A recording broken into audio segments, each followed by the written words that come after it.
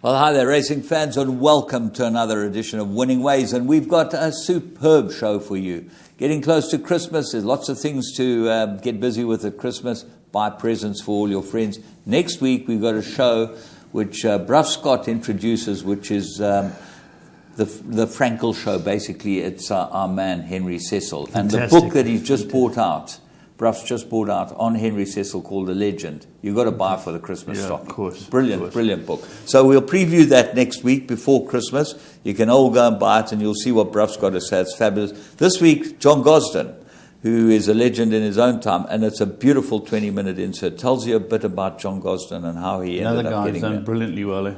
Brilliantly well. No one's done as well as Mike de Kock. 118 Group 1 winners, broke the record. Fantastic. Highlight of the show, got to be. Yeah, but 180. But let's talk sport, Jim. Well, the highlight of the show has got to be Arsenal getting beaten by they had Southampton. a 22 game unbeaten. Yeah. They've beaten it, James. They threw a party when they beat Spurs. They put photos of them in the change room and all that. And we just kept stum. They beat Carabang, Brentford, Blackpool, draw with Wolves, win over Norwich. These are part of their 22 wins. They beat Spurs and they put this big party up. Got their just rewards. They went to Southampton and got shown up. No, because Terry Payne played centre forward for Southampton. Did Terry play? Yeah, well, Austin came on. Yeah. Charlie Austin, he always scores. He scored against Unbelievable. them. But they're a good team today, James. What's against them? They got a deflected goal to equalise and make it 2-2, but they weren't themselves, but they're still a good team. They've got a good manager. Very good. I think he's arrived. Very good. Yeah. I think the manager under pressure now has to be our boy Mourinho. He's 8-13 to get dismissed before the end of the season. Before Christmas. Odds on. James, last year they finished 19 points behind Man City. Man City won the league by a street. And they said it'll never happen again. Even if they'll improve to within single figures of Man City. They're 19 behind Liverpool now. Yeah. Beautiful to watch. And Liverpool, to their credit, all our boys here wearing their Man United they've shirts. all gone. Yeah. They wash their cars with them now. Yeah. James, at Liverpool, give them their credit. They haven't won a trophy since you did matric. But I'm very impressed with them. But they got 2 deflected goals against a side that is struggling. Man United are seriously struggling. Man United got in off a goalkeeping error. They got in. But one thing that I realised, Chelsea were too strong. Man City were too strong. Spurs played Burnley at Wembley. I've never seen a team defend like that, James. 10 people behind the ball and a lone striker.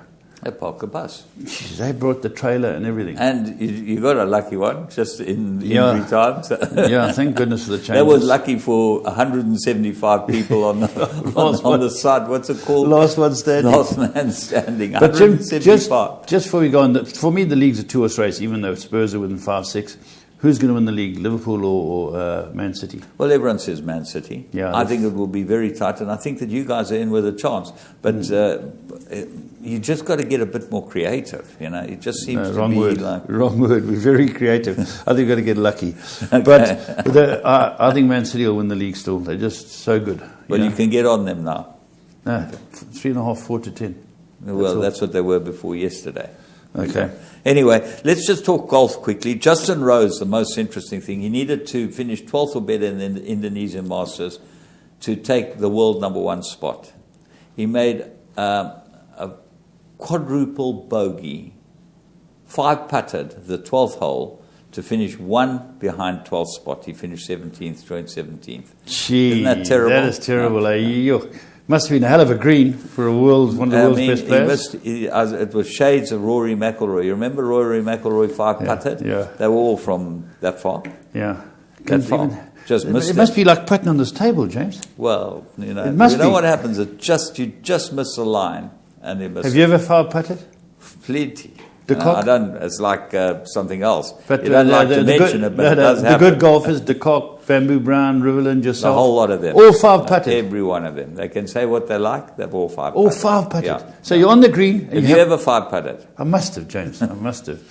Once a week. If I played every week, I would. But, that is interesting. And up here, Leopards Creek, that looks a great course. I've never been there. The best golf course in the world. The best a big in statement. the world. I mean, that is the best golf course. Who designed it? Gary Player? I think Gary Player designed it, or Ernie Els. Is that right? Maybe it was Gary Who Player. won that? David Lipsky, the American, won it. But the beauty of Leopard Creek is when you walk on the first tee, you see a great big bronze of a leopard lying there under the tree. Okay? That'll keep you straight. And then the second hole, he just has a stretch. The same bronze, the leopard has a stretch. And the third hole, he gets up. And the fourth hole, he goes and has a look. The fifth hole, he starts chasing a buck. It's his whole day. All sculptures. All sculptured, beautiful, life-size leopards. Did you find the guys up there are quicker in the rough? Oh, you've got to be a bit quick in the rough. You don't go in the rough. Anyway, listen, we've got work to do. Okay. Let's go and have a look at our 3 to follow.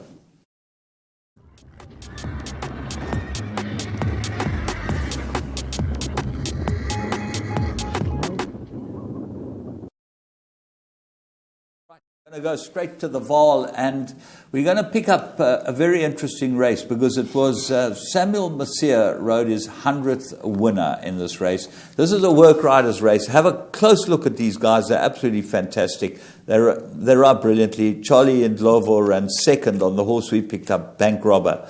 It's by Toreador out of a Black Minillusion mare bred by Winston Child. Let's come pick it up. Trained by Paul Peter, who's having a run of runs. Fantastic. Paul, everything he saddles wins. Yeah, he's doing very well. Right, there it is. It gets away well, James. Nothing more, as you say, Charlie Ndlovu gets into the race. The pace is on early with Black Sail. Black Sail, you can see the blue and black colours, gets away quickly. Right up there is Bank Robber. Towards the inside is your winner, which is beautifully named, Tarzan. And that's sort of in fourth now. Well, Tarzan will always be the Bank Robber. Yeah. But that's what happens. And Tarzan and Bank Robber now start moving towards the leader, which is Black Sail. And this is the Zaki team own this horse. All the Zaki's buddy and his mates. His buddies. All his buddy and his buddies. And they move together now. But you'll see that Tarzan goes on the inside of Black Sail, on the left-hand side of Black Sail. Samuel Messier, as I say, is 100th winner. And here Charlie Ndlovu looks like he's got them cold. Yeah. But this horse just didn't know what James, to do. look at the different sizes in the front too. The little winner's on the far side. Look at the horse we picked. It's twice its size. Yeah. It's a big horse. Black Sail is now screaming, I've had enough. And Sam Messier, 100th winner. What a good ride. Look at him, showing it the stick. Yeah. And Charlie's horse is hanging in. And Ndlovu's horse is hanging in. And that's why I think, James, with the experience, be hardest to beat next time. Yeah, absolutely. That's all he needed was the experience. But a great moment for Sam Messier, one of the legends of the Work Rider Series. And the Work Rider Series, say whatever you like. They have produced, you watch these guys ride. Is this James Marie's work? Yeah, you know? Yeah, they're all, James Marie taught them all. And he's a legend. James Marie should be honored in the Hall of Fame, not only for his riding, because he won his contribution to the industry. His contribution to the industry is unbelievable. James Marie, because these riders, I was watching Sam Messier on the finish. Balance, he put his whip away. He's a good rider. Beautiful to watch. We then move on to Turfentine on Saturday, and we go 1,400 meters, and Alec Laird stepped out one in the third race. Beautifully bred Silvano out of a Sheikh mare, bred by Mouton's Hook. This ran a cracker. Its name is Princess Lamita. Let's pick it up at the start. Yeah, there it is. There it is, Princess Lamita. And it just slightly slow out. Your favourite who wins the race is Greener Pastures with Muzi Yeni for Michael de Kock. It's in the yellowish colours down the inside in third. And that was at odds on. The horse that we found here, Princess Lamita, has dropped to third last in the green and yellow silks. The pace is on. Sal Delago, Kohala Bay get up there, and they're showing good speed. The favourite's beautifully ridden in third. But the horse we found, have a look at that yellow and green, third last. Yeah, and then it slips up the inside. Danielson slips it up the inside. And she runs on best of everything here. And I think this was quite a reasonable field because Over the Limit ran fourth. That had run fourth its first two starts, so it looked like it pretty much had some form. Chesney Funzel's horse ran third in the black and with the yellow stars. That's in front of the horse that we find, Princess Lamita. And Princess Lamita cruises past it. And actually, they beat the field quite easily this lot. Yeah, here the favourites come into front. Greener Pastures. Moosey's timed it perfectly. And watching this race, I remember thinking, well, the favourites arrived for the punters. Up the middle of the track, perfectly balanced, not a big horse as well. And suddenly I noticed this horse coming up the inside. I thought, this favourite's going to get beat. If you watch it for a stride or two, the ground it's made up, James. Yes, and then really what beats it is that the favourite moves over onto it. And, you know, they never, ever really run past first time out when they move on to them. Very good run. Princess Lamita, keep that in your Christmas stocking because that will be worth following down the line. Absolutely. We move on to the next one, and we go to Kenilworth because it was the start of the big day. Juvenile races have just started, and we like looking at these juveniles. And this juvenile looks like he's got some ability.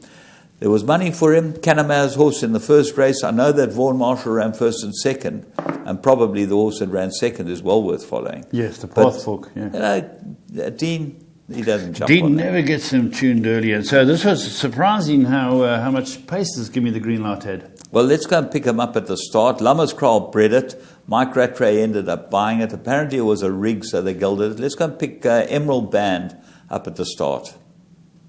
Yeah, here we go. And you'll see it's in the Lammers Kraal colours. Just a little head in the air. Not much, but the others are quick. Those are the Rattray colours now. Sorry, the Rattray colours. But in 3 strides, it's got its way in front. The favourites next to it, that was all the rage. Vaughan Marshall's horse with Arthur Marcus called Fearless Warrior. That's very quick.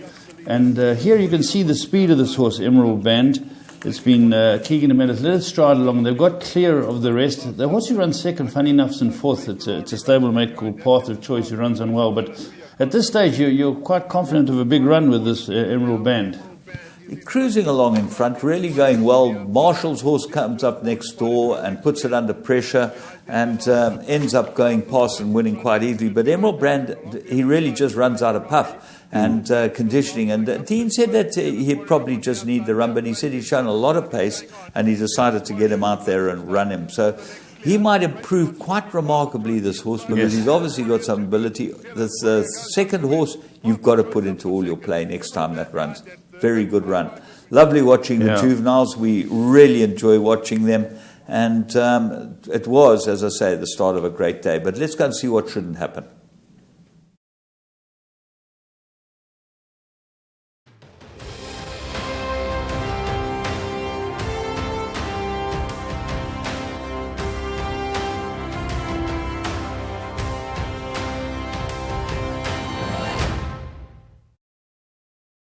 James, what is the picture? Tell me. Jack Russell. You know, Jack Russells love dragging horses around. I didn't know that. Yeah, they do. Anything that's got a lead on it, they'll take and they'll pull. So that horse is not going anywhere near that Jack Russell, but that Jack Russell's saying, come here.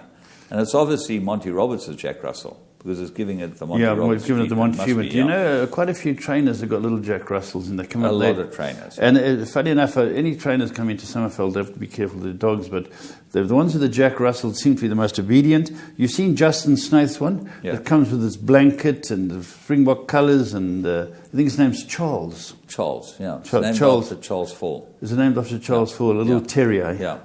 A little terrier. Never leaves you alone. A little terrier. That's Justin Snaith's dog. So the dog's giving the horse a bit of a lunge, you know. Yeah, you can watch the full unabridged version on www.goldcircle.co.za, where you can watch the whole show uninterrupted. But we're going to move on to the plum of the week, and this was the plum. Yeah.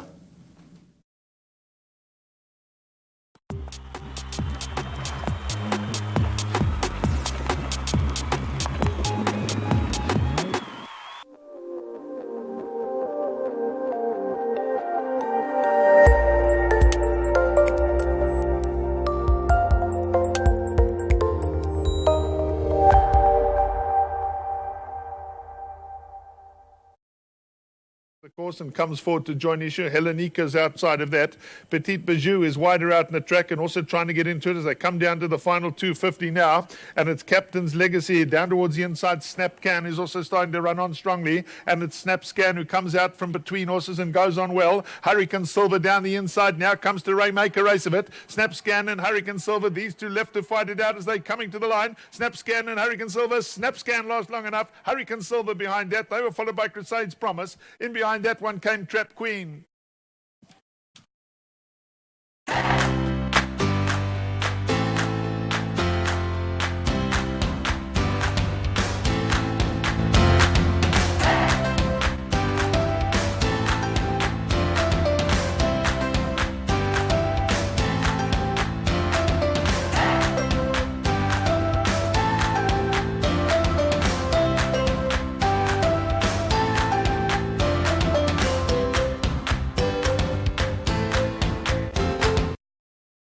Well, on Interbet, we picked this horse up about 2 weeks ago, and we said this will win next time it runs. Yes. 4-1, you could have gotten Absolutely. Interbet.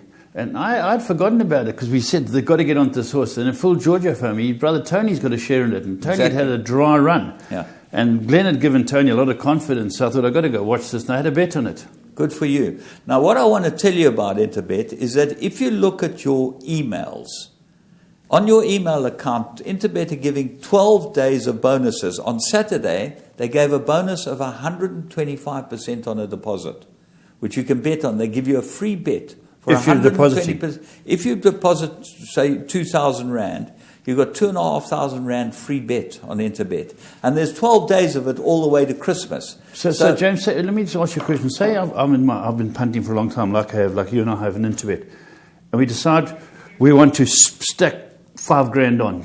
Yeah. Even though existing customers, do you get a bonus? 2,000 was the maximum on Saturday. Okay, got you. Existing customers. This is how they're rewarding existing customers. That's very good. Most people reward Yes. new customers. Existing customers, you look at your emails and it will show you how to go through to the Interbet bonus, and you get a bet for that value, 125% of your deposit. Very You good. get there, T's and C's. But Gary chatted to me on Saturday. I had a full go. I put in my $2,000. You know what I had it on? One World.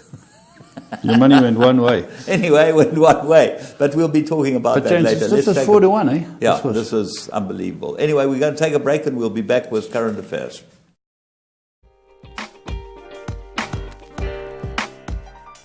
My name is Mark van Devent. I'm a fanatic horse player, absolutely passionate about racing because of the excitement of the puzzle and all the effort that goes into solving it.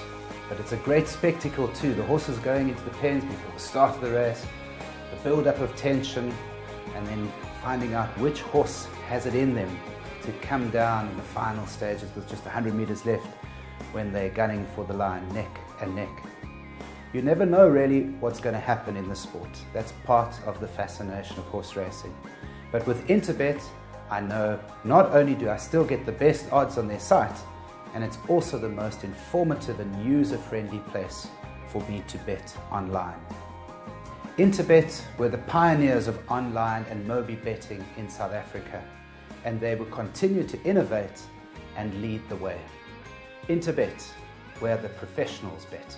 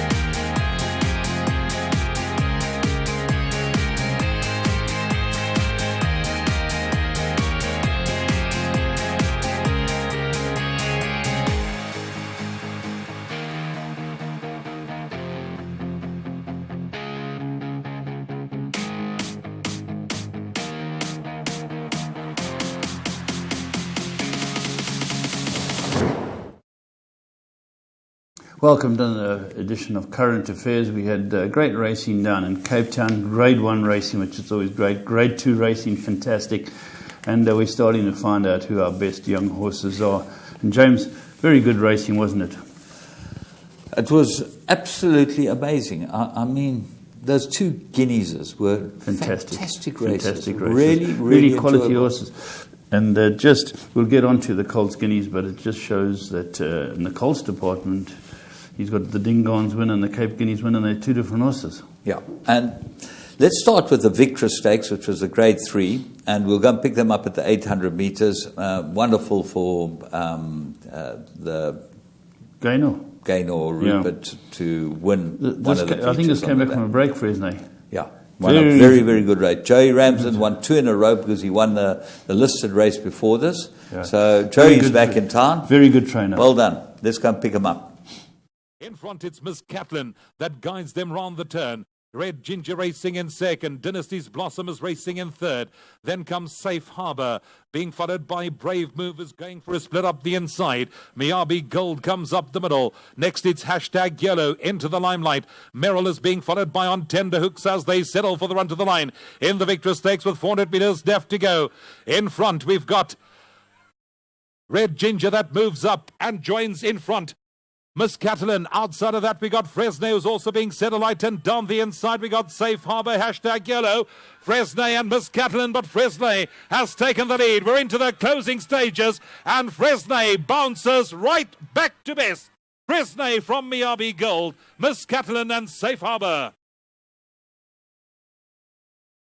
Yeah, terrific run. The runner-up is on Miyabi Gold coming back from a break. Both very good runs, James. Yeah, this is a Western Winter bred by Drockenstein and out of a Dubai destination mare. And we'll see how wonderful these imported horses change our whole pedigree. Yeah. You know, to have a Dubai destination mare and bred by Drockenstein, owned by Drockenstein, very good filly. She deserves it. She's now got big black type. She's always been there or thereabouts. And listen, she's won a couple of features already. Yeah.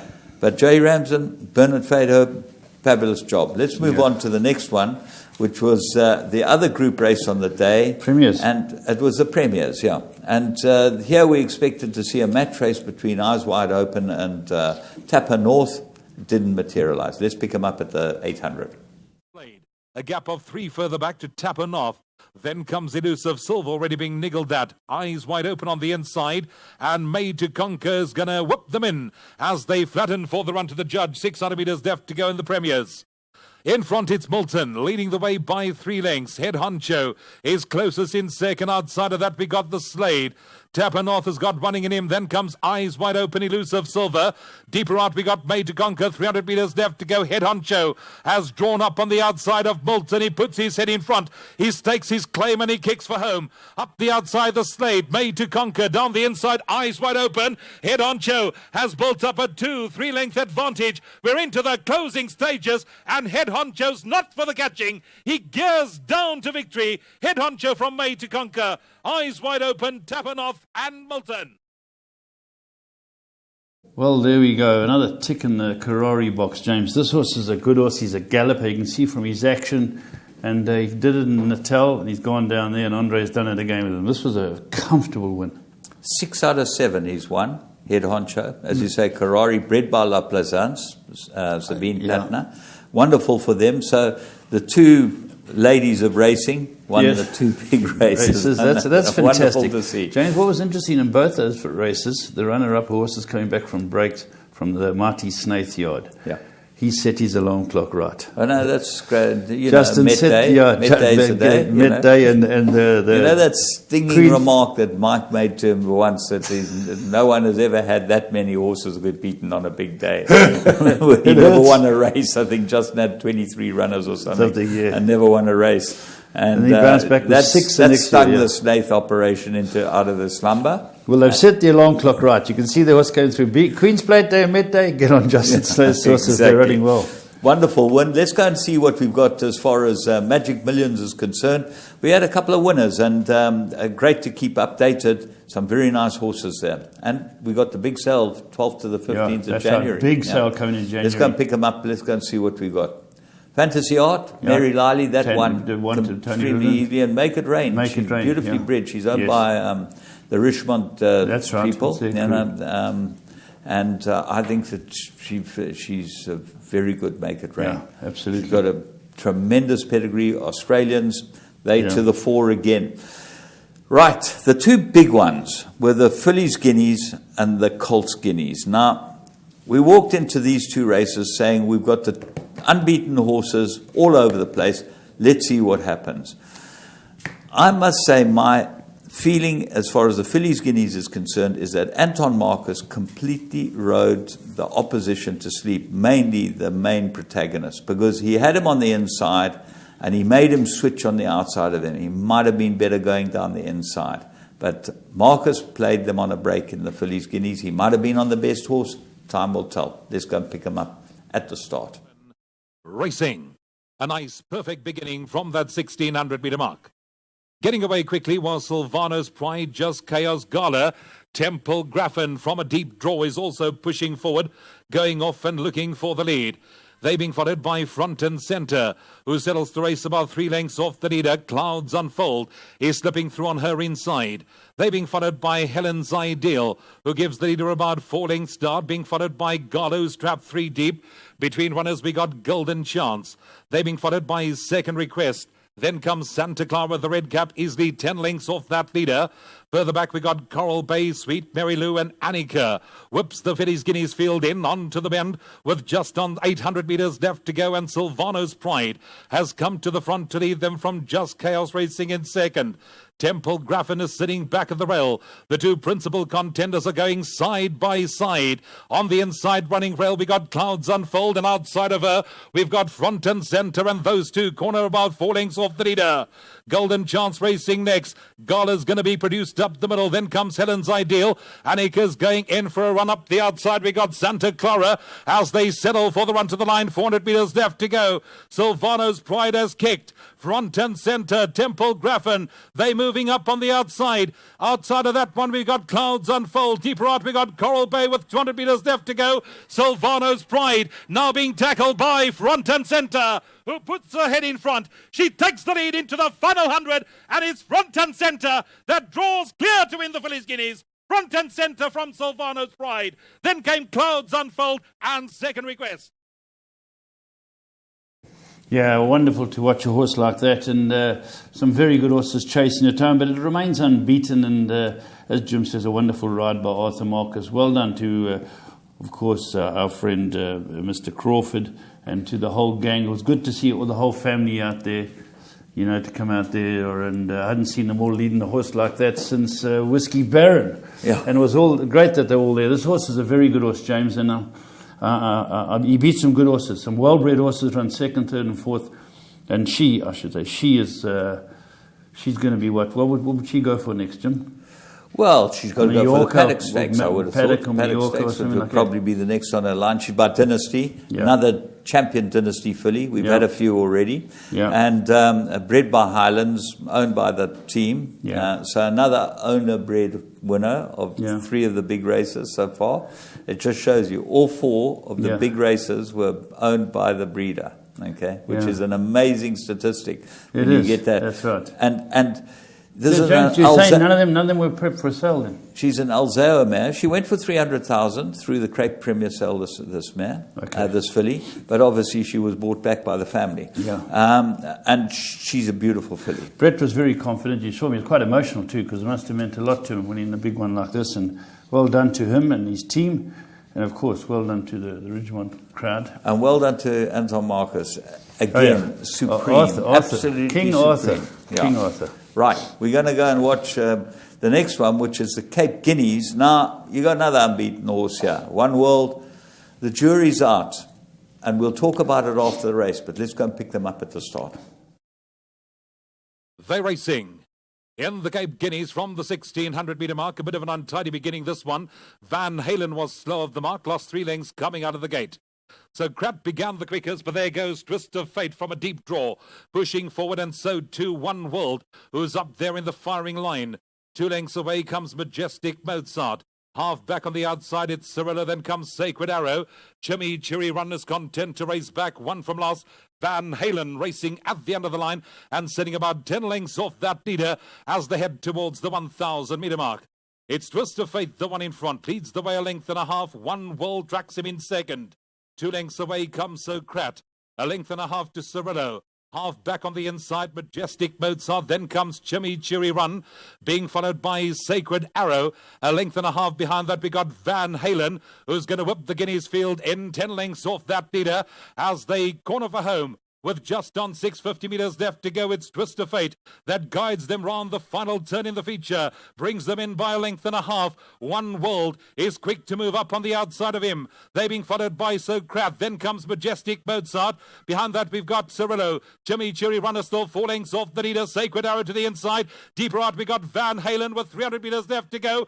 Twist of Fate, that's the one they got to get to. One World is being given a few cracks. Socrat up the outside is starting to lengthen his stride. Twist of Fate down the inside. Socrat is picking him up with each and every stride. Socrat draws alongside of Twist of Fate. He puts his head in front close home and wins the Guineas going away. Socrat from Twist of Fate. One World, and behind that Cirillo. Well, there we go. This is its second Group 1 win for this horse, Socrat, by Epaulette James.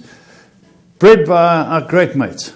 Yeah, the Mitchells, Yarraman Park. Yeah, Arthur and Harry. Yeah. Fantastic family. You couldn't be, they are the Costas of Well, it wasn't Australia. bred by them. It was bred by Shadwell, who owned him. Yeah, where was it reared? But it was born and raised on Yarraman Park. Okay. So, you know, they can take credit. And yeah. well done to them. That's fabulous. And what a horse. Because this was a field filled with class. Yeah. I mean, there are horses here that have shown the best against their age group the way through. You've got a few Group 1 winners here. The horse who ran last was the best horse in Cape Town last year. He's very good still. Very good horse. Very good. He led till 100. Yeah, and One World was unbeaten coming to this race. If you take a line through One World and Twist of Fate, I don't think One World ran to what he's shown up to now. What's going to happen with him? Who knows? You know, but you can't take anything away from Socrat. He spent 24 hours on the float travelling down there. Yeah. In fact, as Charles Pretorius said, he could have walked there quicker from Johannesburg. Shouldered, no? Could have walked from Johannesburg to Pretoria quicker. But he's come home and found, so it's very good. Well done to Mark de Kock. What do you say, 118th Group 1? 118th Group 1, he broke the great Terence Millard's Group 1 record, and no one deserves it more than Mike de Kock. And I'll tell you what makes it so very, very good is that he's not breaking it against a whole lot of bad trainers. Yeah. He's breaking against the best. There are some great trainers in this country. Sure, superb. And on some of these credits from overseas as well. Yeah, it's 118 Group 1 winners. Yeah, so he's locked on to the best. He's gone all over. And he's a wonderful ambassador, a wonderful trainer, and a man who tells it like it is. Yeah, and he's now getting his string ready in Dubai. Yeah. For the big, strongest string. Yeah. Well, he's getting the it's whole lot ready. It's going to be a big Dubai so for the he's sitting there working at the moment. And, we're going to go and say, what a day, but we look forward to some more days because these horses are all going to meet again somewhere. Yeah, they're all, it culminates a lot of times in the Guineas here and the Daily News because you get all the Joburg, the unbeaten Joburg horses will come down. There'll be a few more coming through the woodwork. It's just great for racing. But I loved the day. I watched this whole meeting. It was well handled. It was well done. And some fabulous horses won 10 races right throughout the card. It was interesting. Great racing. Well, talk about great trainers. We've got John Gosden in your call, and we've got a 20-minute insert that you will really enjoy. It is fabulous stuff. Tells you a little bit about how John Gosden got where he got. James, just before we go on to that, I want you to you mentioned something to me earlier that's taken a bit of flack, but could be a good idea. What Santa and Nita are doing with this roulette system. We've got a few bits of news. Yeah, so, we've dealt with a few. The main one for me was this story you told me. Tell the public. I think it's excellent. Well, what happened, Santa Anita started a roulette game on horse racing. And what they do is they have red, green, and black. Okay? Yeah. Next door to each horse's name, either a red dot, a green dot, or a black dot. And they're in bands. So more than 6 runners, there will be... The favourite will always be red. Always. Okay? So you can back the favourite and his couplings. It's like having couplings. Yes. But you're only 3 bets. Either the Each race. red band, the green band, or the black band. So you could go, my pick 6 is red, red, red, red, red, red. Well, you could just back reds all the way through. So you back all the favourites with the other their horses couples. that are coupled with them.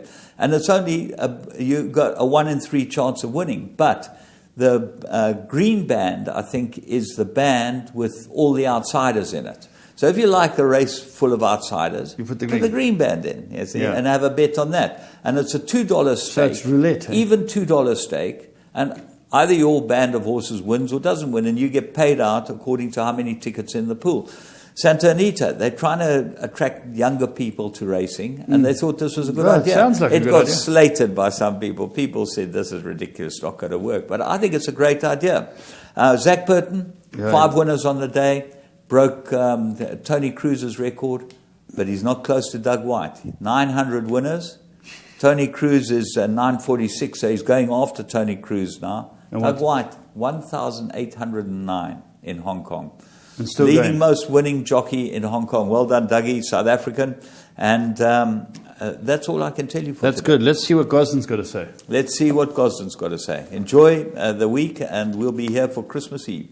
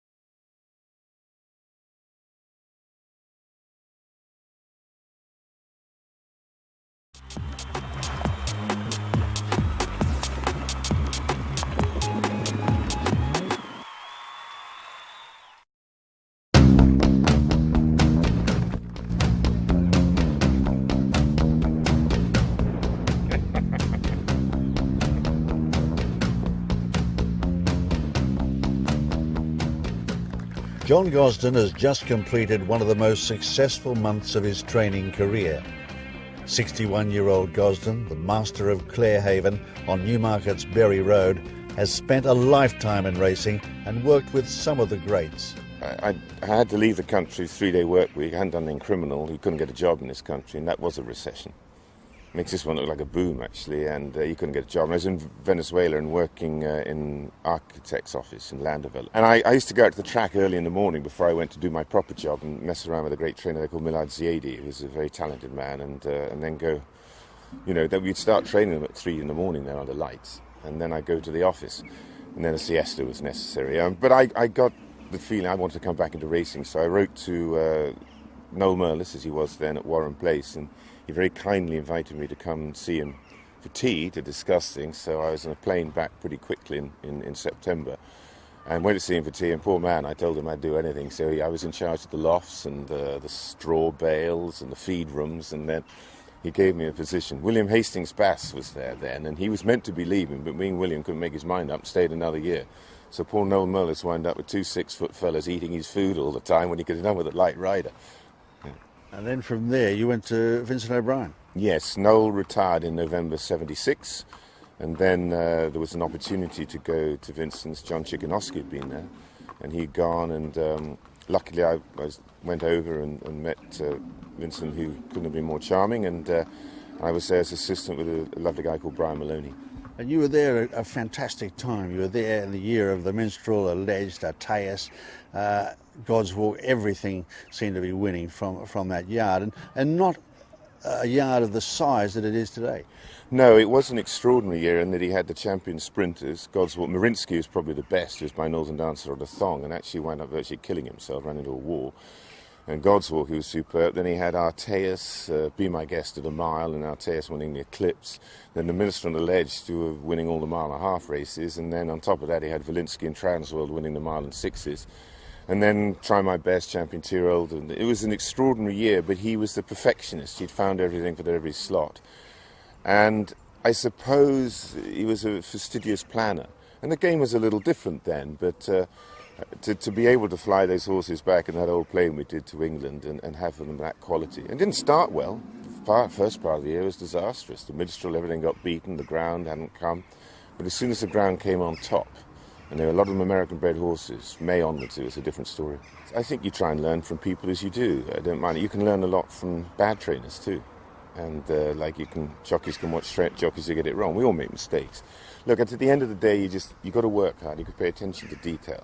There are no shortcuts. There are no long holidays. You just have to keep on top of it the whole time. Have a really good staff around. You'll be lucky enough to have some good people who own horses with you, who are patient, who understand that horses are flesh and blood, that they're not motorbikes. You can't take a part in and put another part back, and really have an understanding of the rhythm of the game. And then you've got to be lucky and have the right ones come, and then you've got to realise their full potential. I've always said if their full potential is to win the Cellar on a Monday, on a wet Monday at Folkestone, and you win the Cellar, you've done your job. If their full potential is to win the Derby, and you win the Derby, you've done your job. The frustrating thing for all trainers is when you know something was good enough and it has an unsoundness problem, or has a breathing problem, or something else, and you know the frustration of not getting the way you want. There are a lot of boxes to tick, but give me a sound, healthy horse, and it's good, and it'll tries for you, then you're going to win at the level it belongs. And I think I've seen a lot of trainers down the years be really good trainers and maybe not get lucky and have the one break with a good horse. That can happen. Deschian to the far side, Shantou to the near side, it's a bobbing finish, 25 yards to go, Shantou lands the ledger to Deschian. Zincano and Jimmy Fortune have won the Ladbrokes Ledger. Arctic Cosmos gives John Gosden a third Ladbrokes Ledger, a first for William Buick. Mars Marvel and William Buick go clear by 3 lengths now. Brown Panther tries to close. Mars Marvel wins the Ledger. Back-to-back wins of the St Ledger for William Buick and for John Gosden. The 2011 St Ledger goes to Mars Marvel and William Buick. You've had tremendous success in staying races of late. I think you've won the St Ledger 4 times, and you seem to be, you've obviously had success in all categories, but of late it seems to be those staying races. Got to be careful getting a label in this business. George Todd always said, if someone sends me another stayer, I think I'll scream. I think it's clear that if you've got some owner breeders, they're not breeding necessarily commercially for all the speed and the early stuff, and then the late developing horse, of which many can be very slow and go jumping. But if you have one of those and they have got enough class to stay and have to have a high cruising speed, but then to be able to accelerate and have a kick off the end, that's what it's all about. I mean, I've been lucky enough to train some champion 2-year-olds and colt some fillies and some champion sprinters, but I would have to note that I'm getting light on the sprinter front, so I think I'd better change my thinking a little bit, although I'd be going there and try and buy some Oasis Dreams this autumn if we got the right people to buy them, because you don't want to get labelled, otherwise they keep sending you bigger, weaker, more backward things, and then all be going bumper. I'll have to get a licence to go National Hunt for bumper races.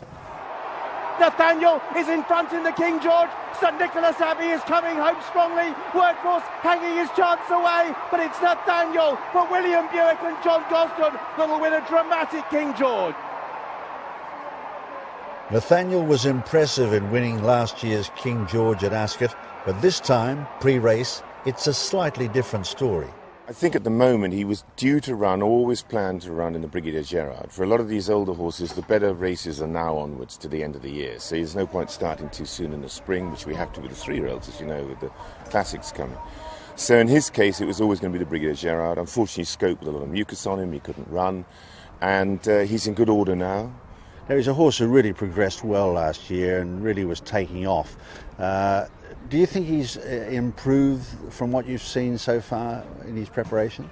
Yeah, the family's a type that improves with age, and he's no exception to that. He's thickened out, he's stronger, and I think we'll just see. I can see him probably coming to his best in the autumn, quite frankly. And he's been built up gently to this, and it's annoying when you get a hiccup, but that's part of the life. You find out that they've scoped not how you want them before the race rather than after it. But somehow that may just give him possibly a bit more scope in the second half of the season for a bit more strenuous campaigning. Yes, I mean, as you well know, in the old days, as we were talking earlier, the programme sort of stopped at the Arc, but there's a lot of international racing now, and the Arc itself is hugely important. He wasn't intended runner there last year, but as you know, we got our summer in the autumn, and the ground was good to firm at Longshot, and the temperature was about 80 Fahrenheit, which wasn't exactly what we'd planned. In early 2010, Gosden signed up William Buick, a young jockey destined for the top. I work closely with the jockeys in America. When you train on the track in America, you travel together. You're like a travelling circus, really. So you've got to know a lot of what jockeys have to go through, mentally, physically, not eating, watching their weight. That plays on the mind very fast. I mean, they have to go through hell, and they have to be very fit, strong athletes. Riding 6 races, you have to be amazingly fit. You're not just sitting on a horse. A lot of people don't have a misconception about it. I've only ever retained 2 jockeys in my life. The first was Frankie Dettori, who had got to a crossroads in his life and came to be my jockey at Stanley House and turned up on January the 1st, and I told him to be there January the 1st, and I opened the door and there's a shaven-headed kid there. I thought that so-and-so sent his cousin. But it was Frankie, shaved off, ready to go, and he did what history says and rode 230-something winners that year. And then he then moved on to Godolphin, obviously, after 3 or 4 years, still rides for me. And then I was just using a lot of best available, great guys like Kevin Darley. And then I went down to Manton, where Jimmy was there. And Jimmy was retained, and then he wasn't retained, but he started riding more for me as Frankie could ride less. Super jockey, Jimmy. Never had an arrangement with him, he just rode for me. Lovely guy, good jockey. And had a lot of good times together. But then when I moved back up here, the problem is I rather wanted someone who can come in 5 days a week. And that's not fair to him, he lived down there. So Jimmy rode for me quite a bit here and rode some nice ones like Daremi, you just mentioned, and Lucano to win ledgers. But then it got to the stage I needed someone who's going to be here a lot more all the time. And I was going out to the Breeders' Cup with Frankie. I said, look, there's a kid I've been watching, but he's never ridden for me, and he's never ridden work for me, never ridden a race for me, but he looks pretty good. And he said, what's his name? And I said, William Buick. And he said, yes. So that's the only recommendation I needed. And so then I met him 2 months later.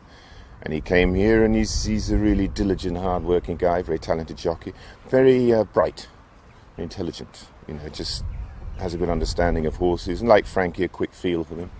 So then he's a retained jockey here now, so it's the second one I've had in my life. Joviality's hanging tough from Cha-Cha Maidi. Joviality's just holding on. Joviality.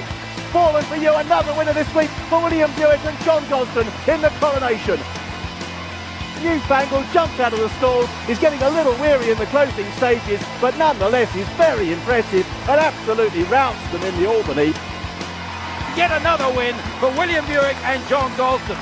Camborne has come from the clouds. Oh, what an amazing turn of foot here. Camborne and William Buick, who's going to go one ahead in the jockey's title, and Camborne streaks away. Another win for Buick. This year at Royal Ascot, the trainer-jockey combination were responsible for 5 winners, including the smart juvenile filly Newfangled. Yeah, she was quick out, and she broke so well, and they didn't go a great pace. They were all very conscious. It's a stiff 6. The ground is a little bit tiring, and there's a strong headwind, and she didn't seem to be too bothered about that. And I think it was impressive that she managed to go into that headwind and go so quick, kill the race off and still see it out. So yeah, as Hughesy said, Canford Cliff did that to him, and he says, I think that makes her a pretty good filly. Same thing happened to him, he said, in the Coventry. I suppose the one I found most fulfilling was the Coronation, with a filly I've always rated very highly, that nothing's gone right for her since her maiden win as a 2-year-old, and it all unfolded the correct way again. So, and she's always been very good, and I think Starscope ran a great race to be second to her, but that was, to me, was the most fulfilling. Joviality, that must have been satisfying in a different sense. Yes, I was very mindful of the filly Henry ran, and but I always thought the stiff mile there might just catch her out. She's a supreme 7 furlong filly, and so it did. But I thought William rode a lovely race. He committed to make it a test of the mile rather than waiting any longer.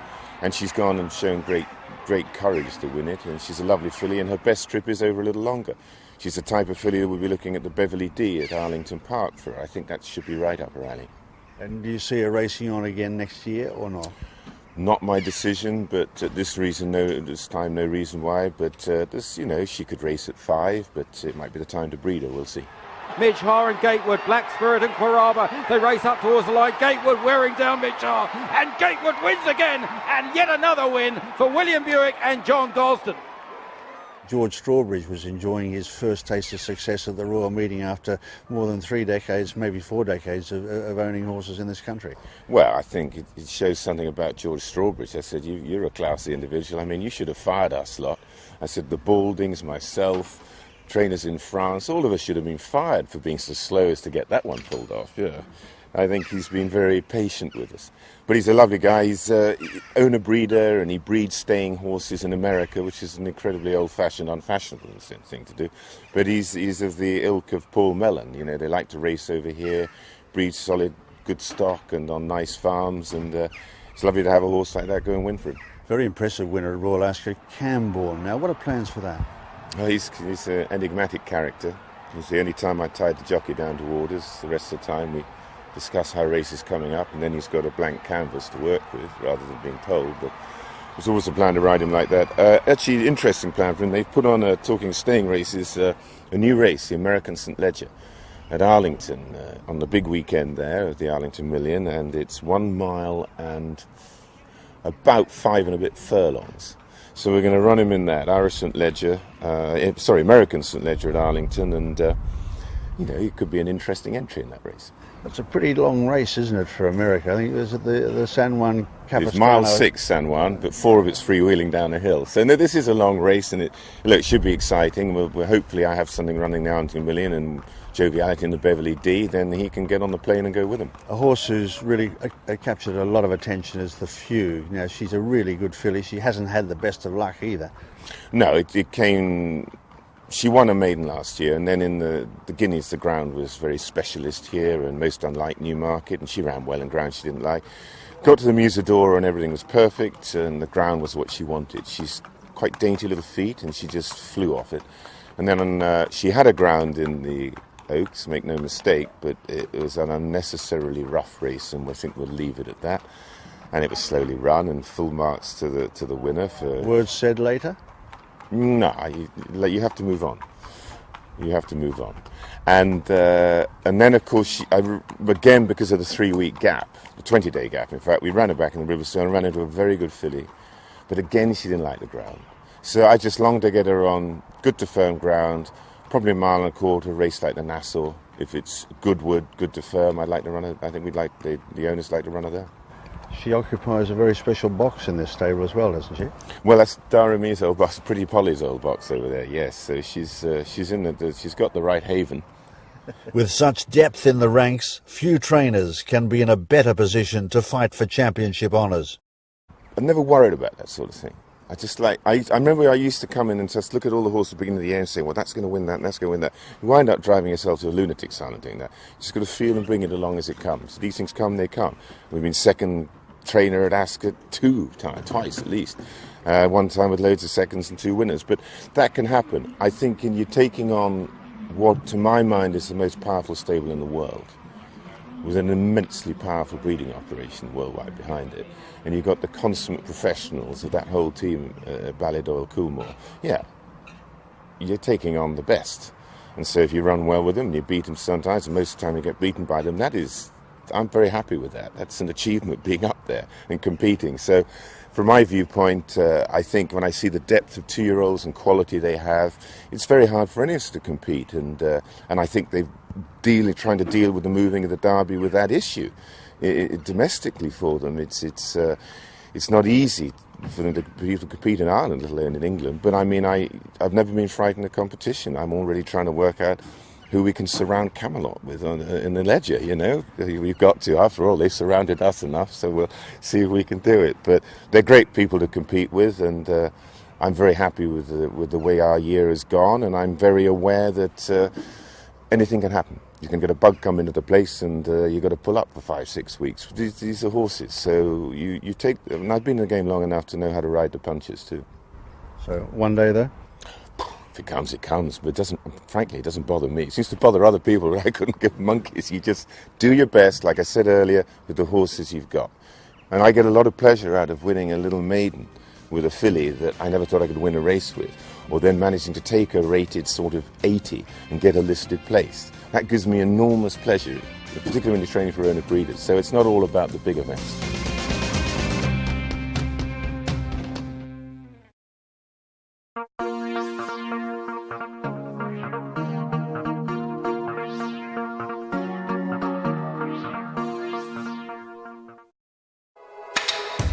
Your world of winners is now online at www.teletrack.com. Simply subscribe to log into your account from any mobile device in South Africa and access a wide variety of content from our membership package options. Listen in via a live audio stream, catch live racing locally and internationally, or view a wide variety of Teletrack magazine shows to stay informed and updated on the go at any time. It's never been easier. Go to teletrack.com now.